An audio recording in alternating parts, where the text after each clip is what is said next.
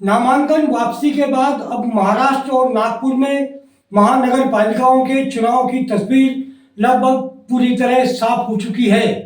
अब जो उम्मीदवार मैदान में बचे हैं वह अपने दांव पेच चलने के लिए तैयार हो गए हैं। महानगर पालिका के चुनाव की शतरंज की बिछ चुकी है। लेकिन मैं आपको यहाँ पर यह बता दूं कि भारतीय जनता पार्टी में बगावत के जो सुर पहले दिखाई दिए और जो अब टिकट बंटवारे के बाद जो छुपे हुए बगावत के सुर हैं वह भारतीय जनता पार्टी के अधिकृत प्रत्याशियों को कहीं ना कहीं डरा रहे हैं।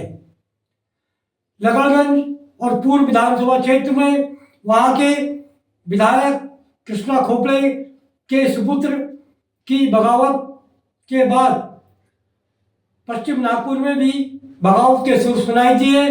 उसी तरह पूर्व महापौर अर्चना डेहनकर के पति विनायक डेहनकर भी इस समय निर्दलीय के रूप में मैदान में डटे हुए हैं।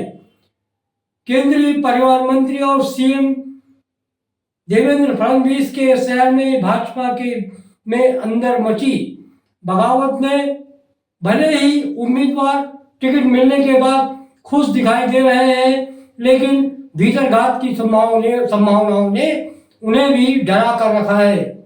हालांकि भारतीय जनता पार्टी के नेता और प्रत्याशी ऊपर से ये दिखाने की कोशिश कर रहे हैं कि उन्हें कोई खतरा नहीं है, उनके कार्यकर्ता पूरी निष्ठा के साथ काम कर रहे हैं। लेकिन मैं आपको यहाँ बता दूं कि एक सर्वे के मुताबिक भारतीय जनता पार्टी के निष्ठावान कार्यकर्ताओं में नेताओं के प्रति भारी नाराजगी दिखाई दे रही है। उनका आरोप है कि बाहर से आए हुए कार्यकर्ताओं और नेताओं को उम्मीदवारी दी गई, जबकि 25-25, 30-30 साल से भारतीय जनता पार्टी और संगठन के लिए काम कर रहे नेताओं की उपेक्षा की गई।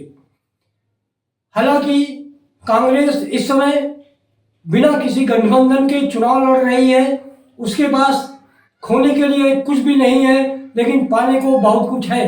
यदि भारतीय जनता पार्टी के भीतर उपजा असंतोष, भारतीय जनता पार्टी के भीतर जो असंतोष की चिंगारी है, उससे यदि उसके उम्मीदवारों को नुकसान होता है तो उससे सीधा फायदा कांग्रेस को ही होगा। वैसे मैं आपको एक बात यहाँ पर बता दूं कि डैमेज कंट्रोल करने की कोशिशें की जा रही है।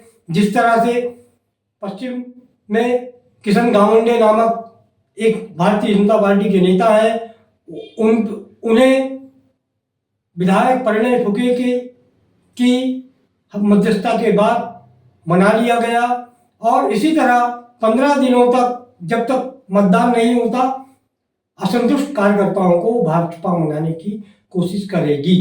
लेकिन 15 जनवरी को जब मतदान होगा उसके बाद और जब गिनती होगी तब यह पता चलेगा कि भारतीय जनता पार्टी अपने संगठन के भीतर बगावती सुरों को दबा पाने में सफल हुई या असफल।